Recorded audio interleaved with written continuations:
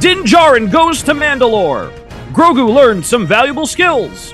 Bo-Katan provides key guidance and more as the Sky Guys are back to recap Chapter 18 of The Mandalorian.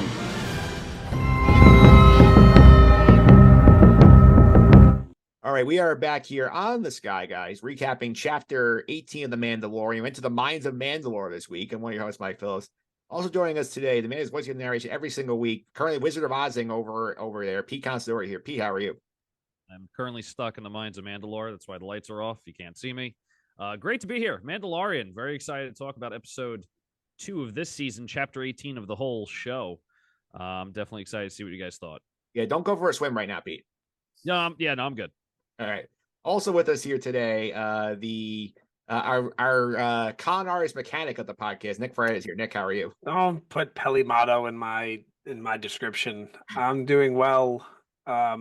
Wish you didn't bring that out. I was afraid what you were going to say, and that's what you went to. You went to Motto. Yep, I did go there. Also with us today, our special guest, the first of the season here. She was on with us talking at the last chapter 11 of episode 11 of Andor. Sam Derosa is here. Sam, how are you? Good. Excited to be here for Mandalorian season 3. Also, I don't think that's a big diss there. You know, being compared to Pele or whatever her name is. I'll Nick hate Peli Motto. Yeah, Pele's pretty cool. That's my least favorite character. I mean, she's not like all of the Mandoverse. Yeah, she gets by. Yeah, we're going to talk about her today. I felt Nick was very happy. She's only in the episode for about like 10 minutes. Yeah, I think that I have a sneaking suspicion that somebody in our audience goes by the name of Jon Favreau. Because I think he listened to our episode last week and did exactly what we said not to do. He literally said, "Oh, I shouldn't do that," and just completely changed the episode last minute. That's what it seemed like to me. Yeah, well, we'll talk about that as we get forward here. But Pete, people want to follow us here on the Sky Guys. You can subscribe to Apple Podcasts, Google Play, TuneIn, Stitcher, Spotify, Amazon, all the usual suspects. Simply search for the Sky Guys favorite podcast platform episodes there. All you just in the suffering, folks, you're not getting the episode until a couple of days after you record. So in this case, you're not getting it until Selection Sunday. So you could get it today, like day after record, if you subscribe. So you should do that. You should. You should subscribe. You get the Bad Batch content as well, which is, I believe, non-just in the suffering, right, Mike? So nope. Exclusive content, early content. I mean, how can you go wrong? Yeah, Nick, if you want to follow the social media streets, how can they do that? At Sky Guys Podcast, that's both on Twitter and Instagram. Yep, we can also check out the YouTube page, Sam Mike Phillips on YouTube. Got a video version of the podcast. I got the graphics and the props, including our Lego minifigure of Nick's favorite character, Peli Motto. You really bought that, huh? And she came with the really bought that Mando Starfire one. Unbelievable. It's unbelievable here. And Nick, let's get to some Star Wars news. A couple of things we can discuss. Yeah, I'm only going to go over 2 things today. I want to keep it as brief as possible because they do have some things that we're going to discuss along with them. Yeah. So the first thing is they announced the panels for the 2023 Star Wars Celebration, which takes place. You always correct me on this. When does it take place again? London. No, when, not where. Easter weekend. Oh, so that's coming up. All right, yeah. we got about a month here. Now, I have the article up. I can't see the panels. Here it is. Now it's loading. Okay, here we go. We have Lucasfilm Studio Showcase.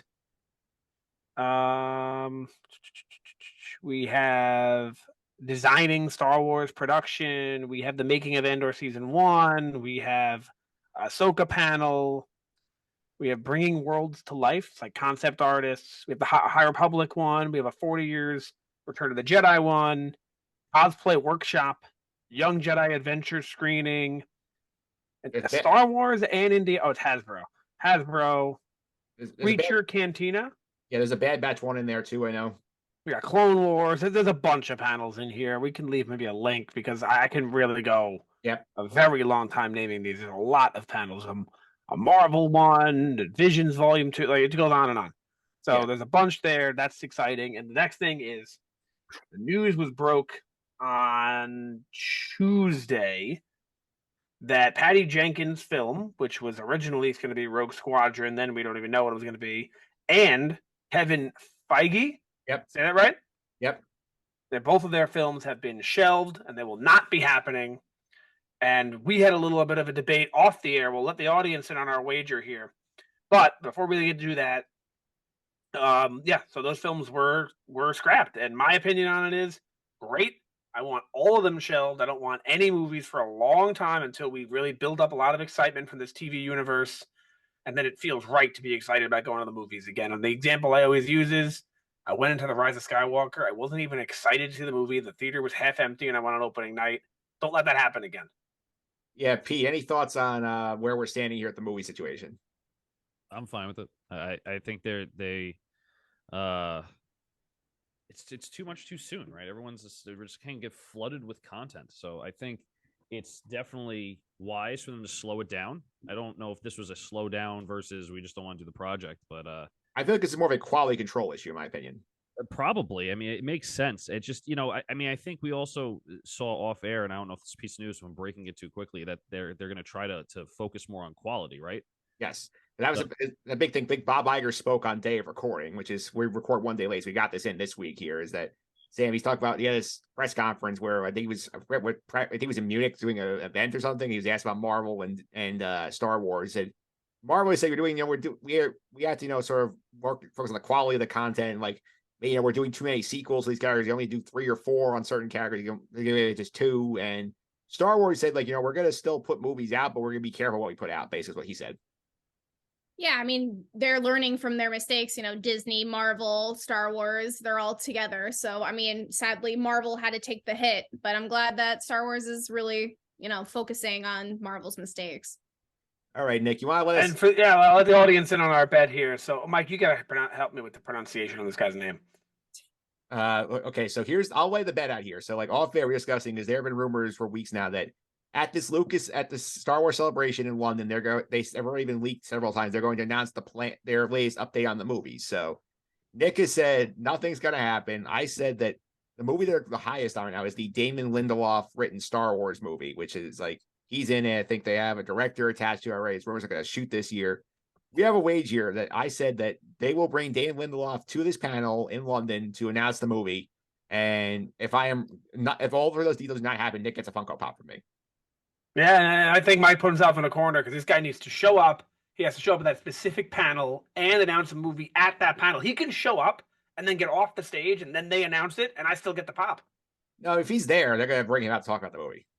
Yeah, well, we'll see. Yeah, Sam, we'll see. Have you heard about this Damon Lindelof written Star Wars movie? I have. That's a lot of stuff riding on a Funko Pop there, Mike.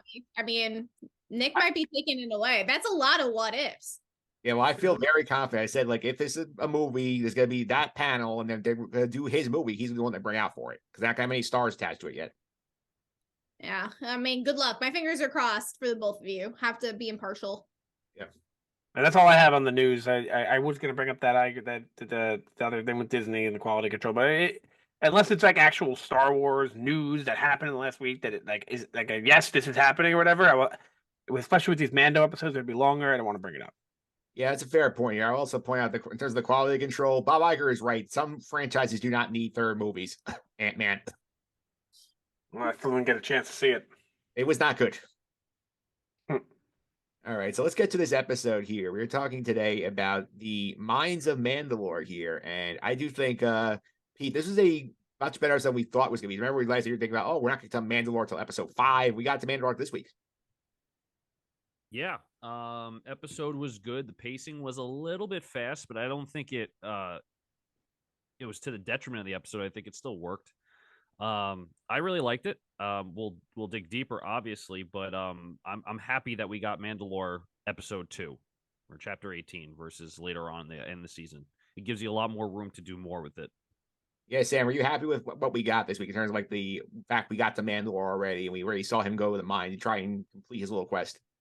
Yeah, see, for me, the episode was a little slow. Like, I know, like, I feel like a lot happened, but in the same time, not as much as I wanted happened. It was a lot of like, we'll go into it more in depth, but there was important aspects that happened, not going too far ahead, but I thought it was a little slow, personally.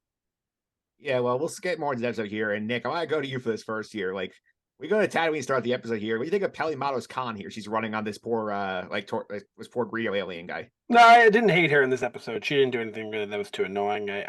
My all-time low moment with her was when she was riding in the car with the mayor's assistant and they were screaming. I was just like, you got to be kidding me with the two of them. But didn't mind her at all in this episode. But right away, I think all of us are thinking exactly what we thought last week. We see them going to Tatooine. We see Peli Motto. We're like, oh my God, we were right. We were right. He's going to go to Tatooine. It's going to be a little fetch quest for however long, an hour and a half. I mean, not an hour and a half, sorry. 3 episodes of fetch quest, so an hour and a half total is what I meant. Of him going back and forth, trying to get this piece for this chip. And then this is why I think Jon Favreau watches, based on what happened in this scene. They built up an entire story in the first episode and went, actually, you know what? Forget that. Just go. Yeah, I did like this here. So, Pete, I do also like that we got a little bit of the Boonta week on Tatooine. That was a lot of fun. We saw them doing pod racing in the streets, all the fireworks too. I was waiting for a spin move somewhere. Well, they did spin around the corner there. Yeah, no, listen. They're trying so hard to make Boba Fett relevant, and they can't. It just nothing they do is going to make it relevant in my mind. Sam, did you appreciate the name drop we got where I was like, "Oh, you here to see Boba Fett? Like, the Hutt's causing trouble again?" Yeah, that was pretty cool. I'm still burned by the whole, series so far from Boba Fett. I know I'm like going a little off here, but did anybody have an issue of how Grogu goes places with his little flippity flip with the Force? Yeah. It works for you. I thought that was so cheesy. I was like, this is so cheese balls. Well, he is a kind of cheese balls character. It makes sense. Why did Peli Motto say? Because I have the subtitles on. I know I've asked you guys this before. Do you guys watch the subtitles? I forget your answers all the time. I did not. Yeah, she said, "Are you here to take out Boba Fett?" As if he would go to like kill him, which really threw me off. Like, why would he be doing that? If anything, they would be helping him. Yeah, I think that line specifically tells you right away that there's definitely a Boba Fett season 2, and the Hutt's are the main villain. Yeah, well, I think they haven't announced that yet. That might be a celebration. No, they definitely haven't announced that yet. But I'm telling you that I think they're gonna announce that. Yeah, and also, Pete, what do you think of the R5 droid picked up? Which apparently I read on the internet. Apparently, this is the same droid from Episode 4 that like Uncle Owen tries to buy, and then just like short circuits what they say, and has to take R2 instead. I mean, unless you're looking this up, who the hell's gonna know that? I knew that. All right. Well, you know what? I'm just gonna. Yeah, it was cool. That's all I'm gonna say. I don't really know how else to. I didn't know that, Pete. I'm not gonna lie to you. So I was like, "Oh, that's interesting." So I didn't pick up on that one. Now I also feel terrible. I actually picked up on it so much that I was analyzing the head and saying this isn't the same one because he's missing a cut on the back of his head. But apparently it is him anyway. Must have cleaned the cut up, Yeah. I did think it was also funny like when Peli Motto's embellishing, "Oh, he served in the rebellion." Let's just try and get Mando to buy him. Maybe he did. I don't know his history. Do you? No, apparently there's like semi-canonical stuff, which I don't know what to buy of what, but like there's some rumor floating. There's like some book somewhere where they claims the droid short circuited himself so that R2 could go with Owen. Like it's like that's a little much. Yeah. All right, so then we do go to Mando here, and what did you think, Sam, seeing Mandalore for the first time in live action? Because I know he's got an animation a few times. Yeah, no, it was really cool. I liked how, like, when they were going into the atmosphere, that I was like, I swear they're gonna crash into a mountain or something. Like something's gonna happen where they're gonna crash, but then you realize, it's like in its own bubble, like encased bubble, that nobody wanted to explore because I know that they were, atmosphere, yada yada yada. But I liked how it was portrayed. It was very interesting, and you could see all the destruction and everything too, which I thought it was well, animated because, sadly that place doesn't exist. But yeah, Pete, what did you think about what we got here? Because I felt like anybody who watched the episode and watched Clone Wars got a butt ton of references in this episode, recurring like planets Mando's calling out and like the locations we visited. There was a lot. I think it was great. I really like that they didn't just skim over that stuff. Yeah, I mean, I don't know what else to say other than that. I mean, I really enjoyed it. Nick, what did you think about like how we got there? Mando makes us know that the charts have been doctored about the planets, like atmosphere's breathability here. So, like, what do you think about like that information that we picked up? I think it's kind of showing you But I do want to. I wanted you to ask me that again in 5 seconds. I just want to say something else before that was earlier, and I don't want to miss it. So what I want to say is I noticed specifically how Mando pointed out Mandalore to Grogu and said, "This is our homeworld of our people."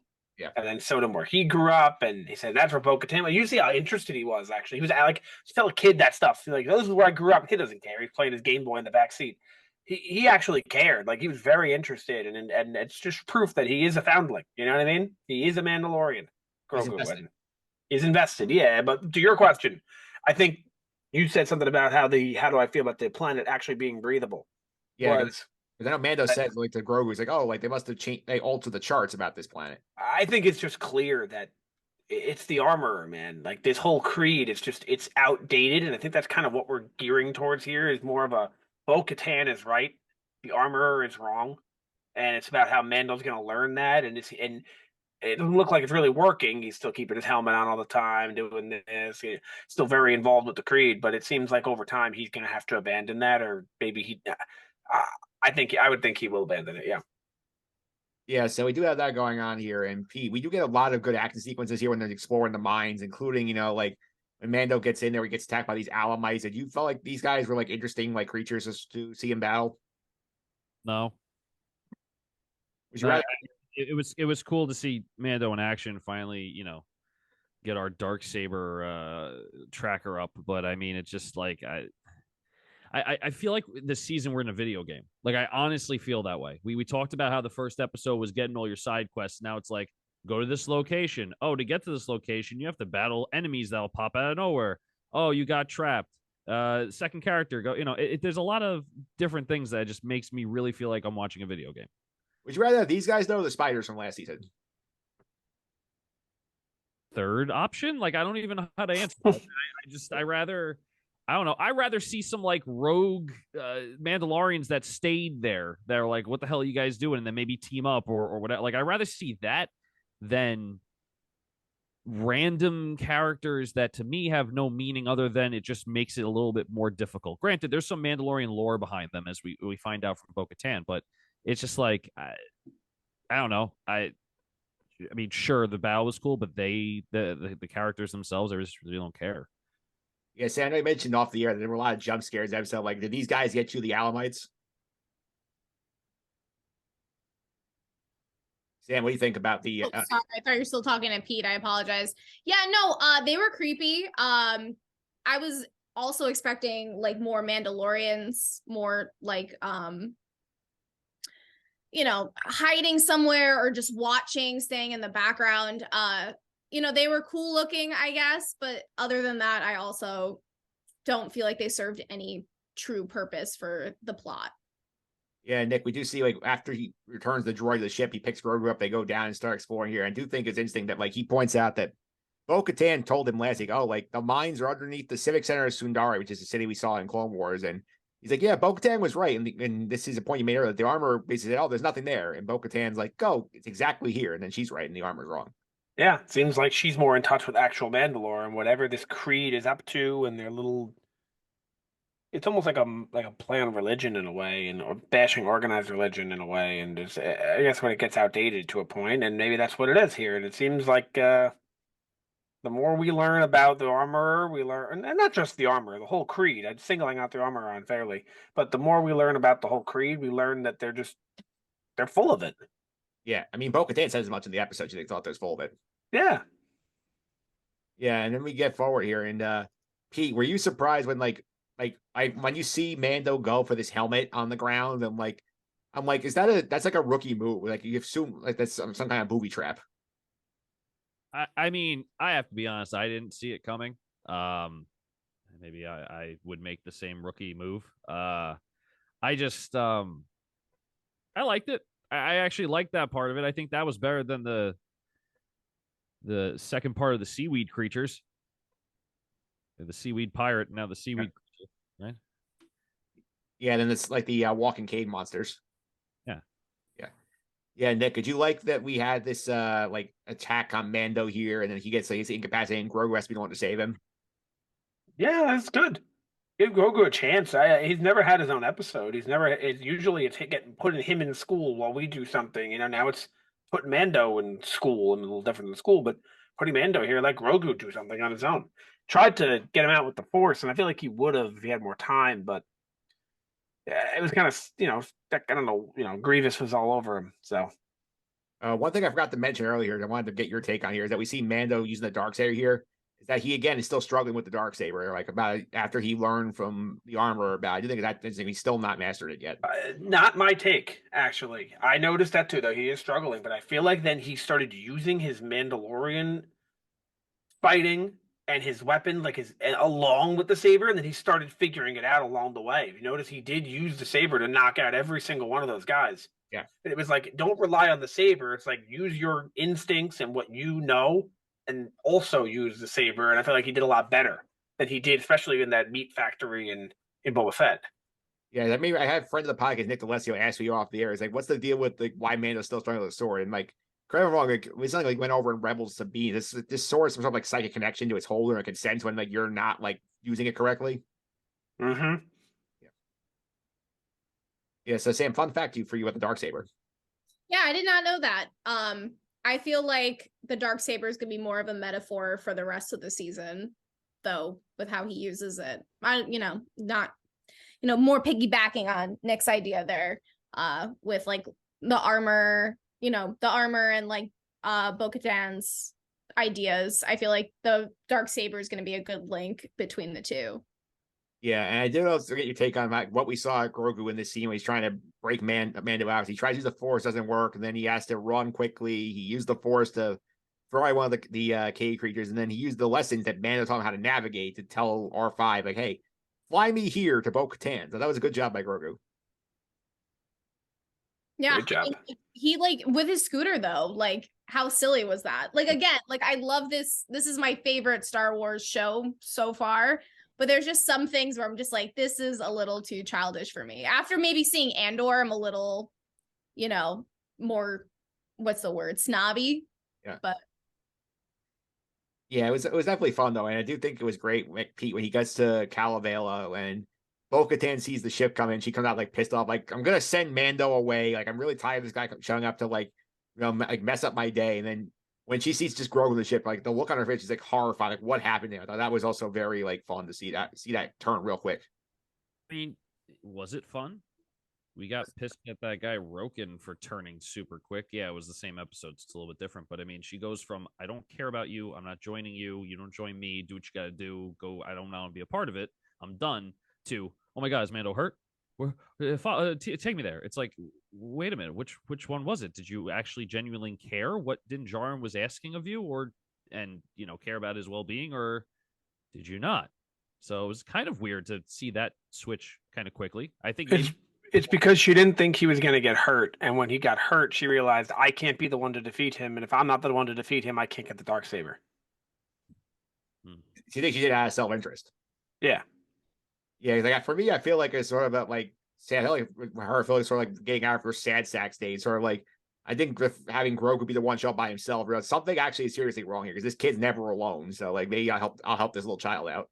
Yeah, I think that she I know, like jumping a little ahead, she talks about the story with her father, how he was a leader, how she was a leader. I think that when he showed up alone, it's like, there's only so many of us. You have to protect, like, even though she has this disconnect, it's like protect our own, like we're gonna, like, no man left behind kind of deal. I feel like that's what was her calling, like the leader calling. Yeah, we do get that calling here. And I do think it was fun seeing the situation there where like Bo-Katan has to work with Grogu and he curses him through his fear neck, which is like, hey, like I can help you get, but I need you to lead me to it. I thought that was a fun seeing them interact, her telling Grogu some stuff along the way. Yeah, she was like, your dad's not the only Mandalorian, which we got from the trailer. It's one of the lines. I think in the original first teaser, that was one of the lines. Which, by the way, do we have anything left from the trailers? Barely, right? Dr. Pershing is still there. Yeah, barely anything from these trailers. And I'm also upset because this is completely unrelated, but when they flew away from Tatooine, we saw the fireworks, we all thought that was Coruscant in the trailer. Yeah. And that was not Coruscant. So now I'm wondering if they're going to go to Coruscant. I still think so. I still think I saw something else on Coruscant, right? Pershing's there. Yeah, so all right, hopefully we get a little more besides Pershing there. But an interesting little thing working with Grogu. You know, I also liked when I think it was when Mando fell with Grogu and he was using the jetpack and Grogu was in his little bassinet and they were going down at the same time. Yeah. Going down there. It's pretty cool to see that city. And you can kind of make out, you know, from the Clone Wars what it was. But a great thing, you know, seeing Grogu and Bo-Katan, it very similar to some sort of video game thing here, where they're like, you know, guiding the NPC to where you need to go. Yeah, like I felt like the visuals are a little Last of Us-ish also, Nick, in terms of the TV show. I didn't know you watched the show. I am getting into it slowly. I'm behind. I watched the first 2 episodes so far. Okay. Yeah. I feel like it was very like abandoned city, like Last of Us vibes. Yeah, I mean, it's post-apocalyptic, if that's what you mean. It's essentially what it is. Yeah, and P. I also think it was fun to see that Bo-Katan, like we talk about Mando struggle with Darth here, Bo-Katan picks it up off the ground. Basically, he's like, makes him no issue using it. It's clear that she's like got some skills and knows like what the sword wants out of her. Yeah, I mean, she used it for quite some time, right? She was the holder of it for a little bit there, so it was pretty cool to see that it was like riding a bike. Once she picked it back up, it was a piece of cake. Yeah, and she does also like saying like crush this like little Grievous droid, like this little droid. This alien's using the droid, so she just kills both of them in like 2 swipes with the sword. It's pretty badass. Yeah, no, she's I've had my issues with the character in general, but I have had some more positive thoughts for Bo. Yeah. Speaking of Bo here, Nick, we get this great conversation after like she rescues him and then she starts filling in a bunch of like Mandalorian history. Like what did you take away from this combo? I can't tell you yet because it has to do with my whole theory on everything at the end. So I have a new theory because last week's theory was no good, so now I have a new theory. Yeah, P. Anything stick with you from the Mando Bo-Katan conversation about some of like the history of like Mandalore and like her family's role in it? I mean, it was cool to hear. I don't know how much weight it's going to hold throughout the rest of the season. I mean, maybe we do see some sort of family kind of get back together or a form at some point. But I mean, I just think it was cool knowledge to have and nice filler when they're walking through the mines. Nick, we disappointed did not reference Duchess Satine in the converse in like the story and the little history lesson she's done. She's like, yeah, my father was a ruler. Like yeah, a little bit. I thought she didn't really like her sister, right? I mean, she did. They disagree on how to rule the planet.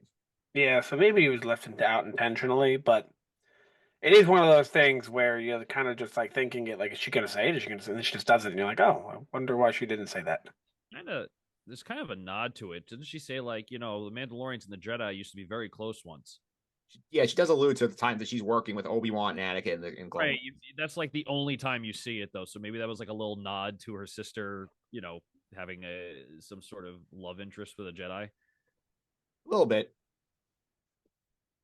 Yes, I'm trying to look up here on this note here, and she talks about a lot of stuff here, and she says that line that she said there is also part of my theory. Living Waters storyline. What? The storyline about the Living Waters and how she went there and thought it was just a load of rock. No, the one with the Jedi and the Mandalorians being close that Pete had brought up. All right, so I'll let you save that one here. Yeah, we'll do a weekly thing probably, Nick's theory, and we'll see how close I can get. And if I'm wrong, we'll do another one. And if I'm right, I'll just keep saying what I said. So far, I'm 0 for 1. Yeah, and Sam, we get to the Living Waters scene here, and you can see that like Bo-Katan like reads him the whole myth here, and that was fun to see him go through here and then like basically get grabbed, and Bo-Katan's like shocked, like, wait, something is down there. Yeah, that was like my second jump scare. The first one was this creepy spider, you know, Grievous droid, but I wasn't expecting that. I mean, kind of actually, if you think about all the horror movies, but you know, just watching and with, you know, having to turn up my brightness on my TV as much as I could go, but I don't know. What I liked about it was how like Mando was like, you know, gonna go into the waters, do his whole spiel, and then he gets sucked down, which was pretty hilarious. But you know, that's just me. I have a weird sense of humor. Yeah, Nick, like we see also as she goes down, she gets him, he's like drags him back up, and then she turns like her light on her helmet and sees going on there, and she sees the eye of the mythosaur. And you want to give the audience a little bit of like background here, what a mythosaur is. A mythical dinosaur, mythosaur, I guess, right? I don't know if that's really true, but that's how I think of it. but it's the logo. The logo of the Mandalorian is that face, that head that they have, and they're thought to have been extinct, and I guess not, right? Yeah, we clearly have one. Clearly have one, and another big piece of them goes into my theory. So if you want to fill in the audience a little bit more, I can then save my theory. Yeah, because the Mythosaur is this like mythical creature here. I think it was first introduced in the 1978 holiday special in the Boba Fett cartoon. That Boba Fett's riding one of them. Yeah.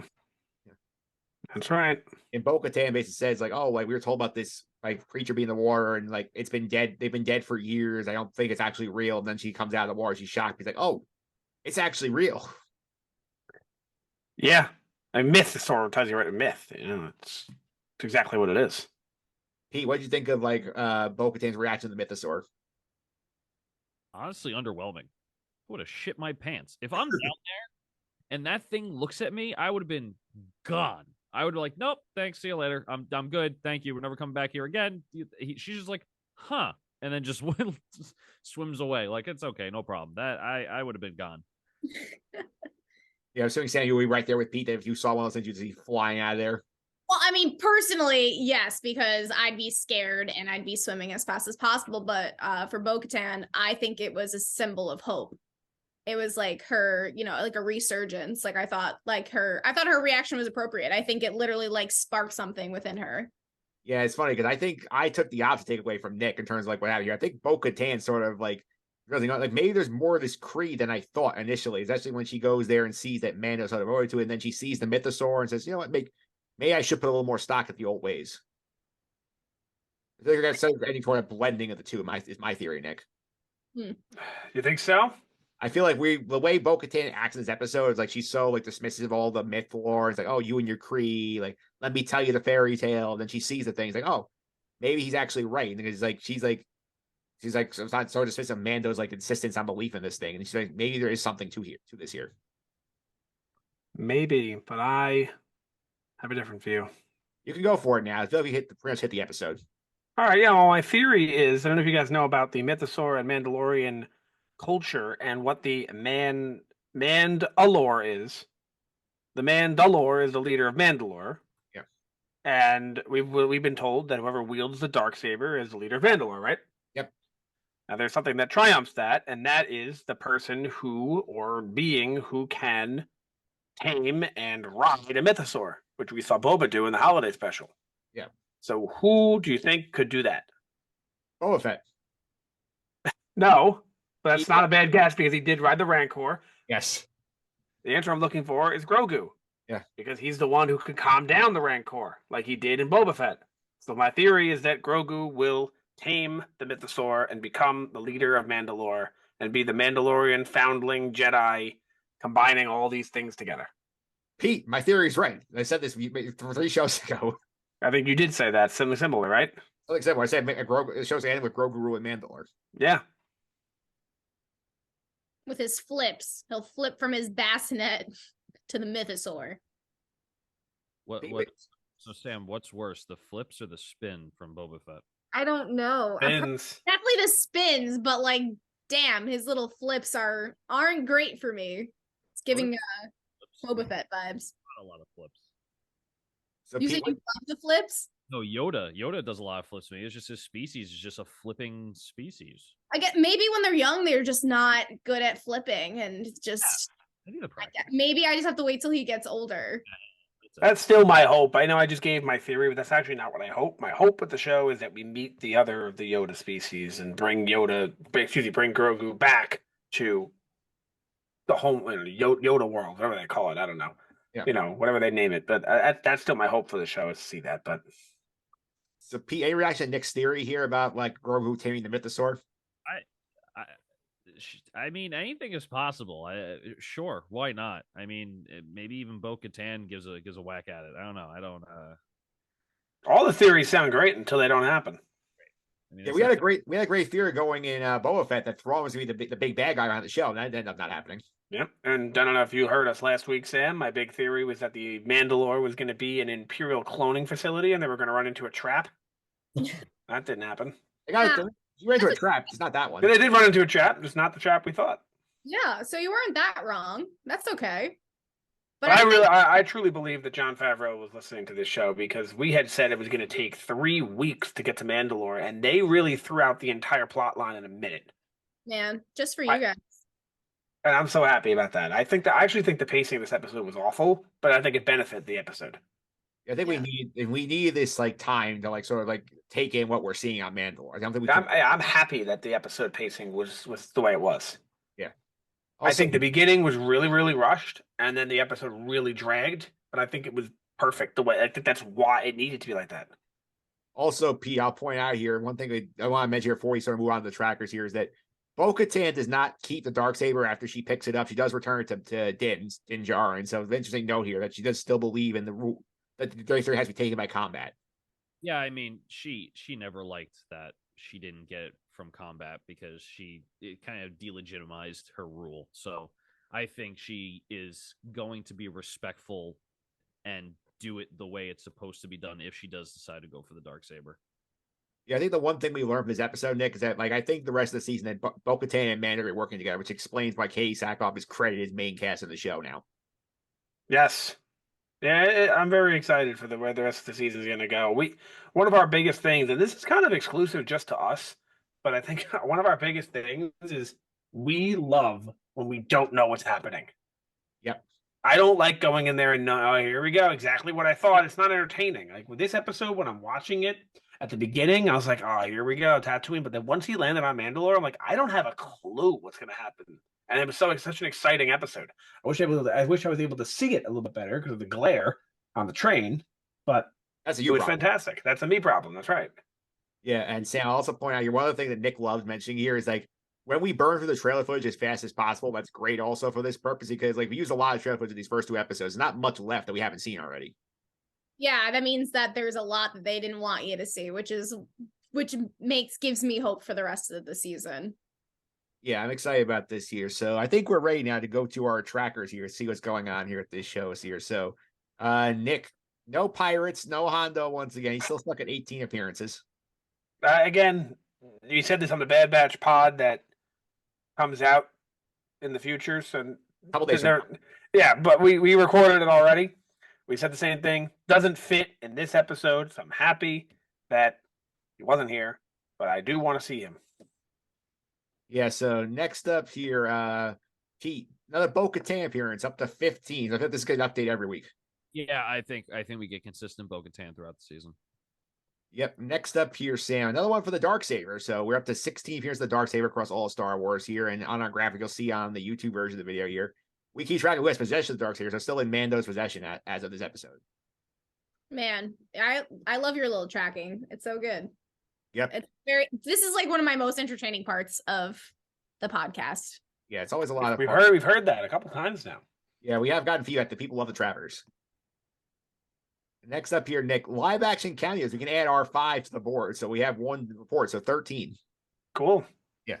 Not what I was aware of it. And I did you know how I found this out, Nick? How? I went on tvline.com. Their headline was like original movie character helps Mando this week. I look at it, like it was the droid.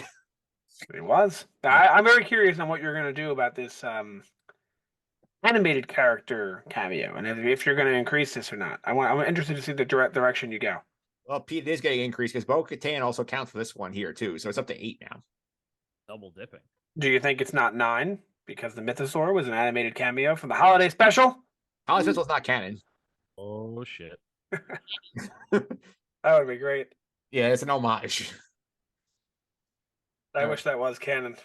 All right, Sam. We also are talking about how many planets that we visit in the Mandalorian. So we're at a new planet on the board in Mandalore. So up to 15 total over the course of Mando and Book of Boba Fett. Wow, that's a lot. I feel like you're always just on Tatooine, to be honest. Yep. Also, yep. How do we? Yeah, that was most of Book of Boba Fett was just Tatooine. Mm-hmm. That was also part of why the show sucked. Could be that among a lot of other things. Nick, this is the way. We got 1 from Mando to Boba. We did. And it's up to 29 over the course of these shows. 29 in 25 episodes, right? If we're counting the 3 from Boba, yes. No, even counting everything from Boba, I think. Okay, so 29, 25 episodes. And if you don't count those others, so like 29 and 21, roughly around there. Yep. Okay. Yeah, my theory is we're going to end with the exact same amount of times as episodes. All right. Next up here, Pete. We don't have any Mando jobs yet. So we're still on 8 jobs over the course of his time in our lives. I'm okay with that. I think we're done with Mando jobs. Maybe one, like a one-off. I think we're done. I think he's too invested in a lot going on now. There's mythosaurs, there's Jedis, there's Darksabers, there's Finding no, Mandalorian. there's no time to be taking jobs for Grief Karga for the payment. Like he's got no time for that anymore. Yeah, say I saying this one for you. We keep track of the number of times that Grogu eats over the course of the show. So we're up to 11 now because he finished off Mando soup. Oh, that's true. The pog soup. Yeah. I made this call on the air. I said every episode this season's gonna have one time him eating because they love the memes. That's true. I mean, this wasn't that meme-ful, though. No, but they like having the moments of Grogu eating. That seems like their favorite thing to do. Because we was barely in season 1, then they started doing a crap ton in season 2. It's like, oh, people love this. Yeah, I mean, maybe it was a little overplayed, but that's just me. That's their thing now. Lots of opinions. Yeah, because once they saw the soup thing go viral from season 1, they said we gotta do this every time. Definitely. Also, last up here, Nick, named Mandalorians here. So I think we're gonna update this every week because we have this week at Bo-Katan and Mando again. So 6 named Mandalorians. So we have 6 total. How many exclusive? 4. Okay. There's Bo-Katan and Mando twice, and you have the Armorer and Paz Vessel last week. Right. And then you have all those other guys that I guess they don't have names for the beach and the opening scene here. Now, did you touch on the character draft yet, or we're getting there after here? We're gonna do that right now, actually, because okay. I wanted to do the trackers first because there's a lot of them on here. So next up, we're going to our character draft, and Sam remembers on the Andor character draft, and we had no action in it, so we still don't have any action yet, but we are still, I think we're positioned to get some soon because we had 3 teams of 4 going into this one. So the teams are as follows. Pete has Sabine Wren, Fennec Shan, Cobb Vanth, and Cad Bane. Nick has Casca Reese, who is Sasha Banks from WWE, her Mandalorian character. Ahsoka, Thrawn, and Black Chrysanthemum. I took Axe Woves, Boba Fett, Mayfeld, Bill Burr's character, and Han Solo is on our teams here. But if we had mentioned, that would be in the lead after this week. Mentions. Yeah, they said Boba Fett. Well, I think if we had mentions, you'd be in the league 2-1. Axe and Casca were indirectly referenced in the first episode. Yeah. I still feel confident Pizza gets Sabine this season. I feel very confident in that. I actually was looking at my team, and I'm very happy with my Black Chrysanthemum pick because I feel that if Boba and Fennec show up, which you guys had a take in the second round, I think I might be able to sneak in an appearance with him also. So a much lower value pick, or I should be a higher value pick for roughly, hopefully, the same outcome. Yeah, Pete, you want to say something? I usually get screwed in these anyway, so I'm just happy to be here. Yeah. I will say, in terms of your Fennec pick, I think also could work out Boba's there. I don't feel like Boba's going to show up alone. I'm telling you, if that Instagram post, if I can rely on the Instagram post, we will get Sabine. Yeah. We will. We will. I mean, we got the whales last week. Huh. Think if I said space whales in this draft, I'd be winning. And R5. Yeah, R5 is a cameo we didn't know we needed. That's right. All right. Next up, here we go to the MVP, LVP board. These are the best and worst characters of the season so far. And after one episode, we have a very small board, but we are going to put it up here. So here's where we're standing after 1 week. Mando swept the MVPs last week. He was +3. Vane, the pirate, got -1 from me, and Pete and Nick both dinged the armor at -2. So that's the board after 1 week here. So I'm going to see here. Who do I have starting off this week here on the board? So I'm going to go back to my rundown and see here who the MVP was here. So I believe it's actually Pete, you're first here. Who's the MVP of the episode? I'm giving it to Bo-Katan. Total badass this episode. Really saves the day. Grogu had a lot to do with that as well, but I just seeing Bo-Katan wield the Darksaber and give it back and all those kind of like good character development and really cool just action scenes with her. I have to give her the MVP. Nick, who's your MVP of the week? I was really struggling between two, between Grogu and between Bo-Katan, but for the same reasons, I gotta go with Bo-Katan here. The same reasons Pete gave. She saved the day. Sam, who's your MVP? Hands down, Bo-Katan. I know that I just want to be part of the group, guys. No, but I just really feel like this whole with the mythosaur, with the dark saber, like everything, it's just like she's really gonna be a force to be reckoned with down, in the season. Going back to the Nick's theory with Grogu, get wielding the mythosaur basically. I think it's going to be her and Mando are going to be like BFFs, like forever. But yeah, I really think that she really escalated or increased her likability for me, at least. But she was awesome. I really like where this character is going. I'll be clear. I think you guys are all correct that Bo-Katan is the correct answer. But for the sake of variety, I'm going to give one to Grogu here because I will point out. Thank you. Without Grogu getting to Bo-Katan, she doesn't get to do any of the badass stuff here. And he also learns the lessons from Mando on how to navigate the ship. He teases him early on, says, "Oh, like Mandalorian, you know how to navigate the galaxy." And so he points out this is where Bo-Katan is. And he goes to the ship, he uses the Force to beat the All Might, and says, "Go here, please." And then gets the droid there and guides Bo-Katan over to Mando. So he gets a point. Yeah, I'm glad you did that because I was afraid he wasn't going to get a point, but I wasn't going to give. I just feel like Bo-Katan was. It was close, but Bo-Katan was needed it, so I wanted Grogu to get something, so I'm glad he did. Yeah, I was not going to leave him unanswered for this episode. He was valuable. Next up here, the other way, the LEP. Who was the worst character of the week, Nick? So, my non-serious answer is the people who all over the internet, now it's all over the internet, they're shipping Bo-Katan and Mando to become a couple. That is all over the internet, but those people is the fake LVP. My real LVP is Mando himself. What's going on, guy? You're getting caught everywhere. He's getting caught by Grievous, then he's getting underwater, getting killed by not killed, but taken by the mythosaur. He didn't do anything really crazy in this episode, but what's going on? He keeps getting captured. Clubs the dark saber. Yeah, he's falling over. He's tripping over his own feet. Yeah. Sam, who's your LEP for the week? Mine was also Mando. I was just really disappointed on literally anything he did. Like walks into a cave, gets attacked, stings, gets sucked down into a water cave. Like, you know what I mean? It's just like doesn't take his helmet off to drink his pog suit because he's just being too Mandalorian of himself.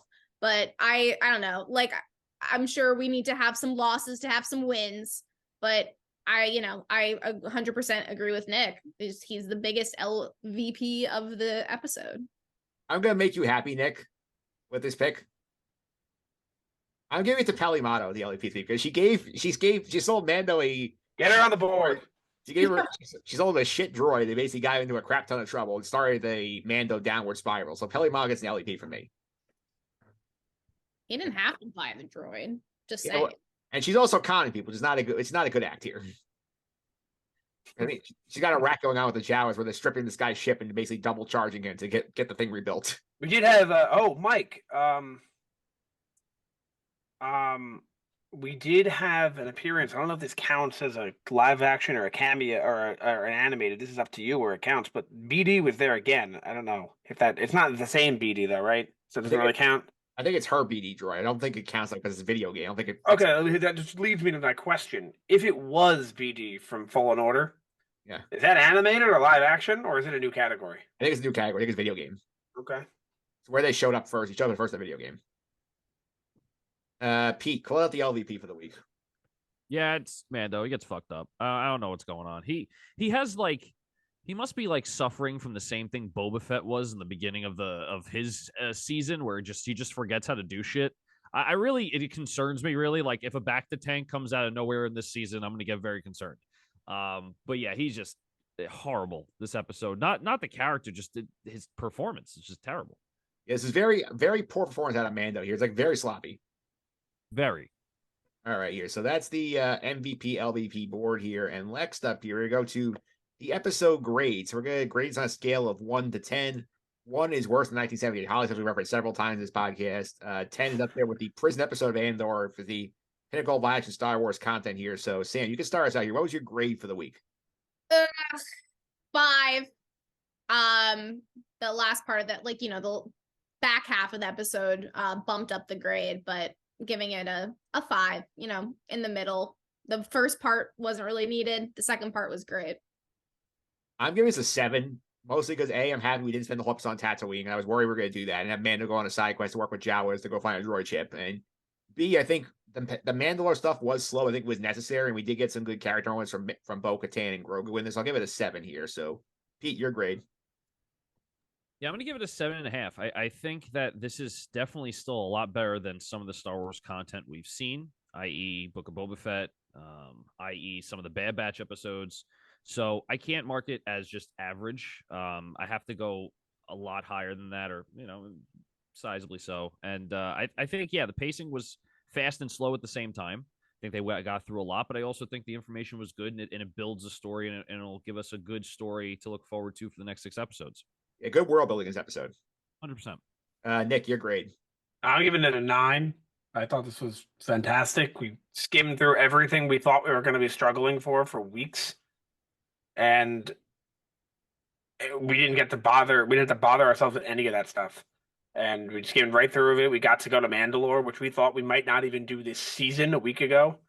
And yeah, we got to go to Mandalore. We enjoyed our time there. We saw the Mythosaur. We saw more Darksaber stuff. And who knows where we're going next. Yeah, it's a lot of fun here, Nick. I'll push back a little bit that we're done with all this stuff. I feel like we might spread this stuff out a little better instead of front loading all the side quests. We might have them, I wouldn't be shocked that we're not done with the trying to fix IG-11 yet. Yeah. Maybe something we could come back to later on. I think, because don't forget, there is a scene in the trailer, Mando's at a droid bar. Maybe he's going to a droid bar to look for this chip. Well, I don't know. All right. And speaking of here, next week's chapter 19. We're trying to do some predictions here of what's going to go on here. I feel like at this point, my theory here is that Bo-Katan officially decides to work with Mando and they go try and find some more Mandalorians to help their cause here. So that's my prediction here. So, Pete, anything you want to add?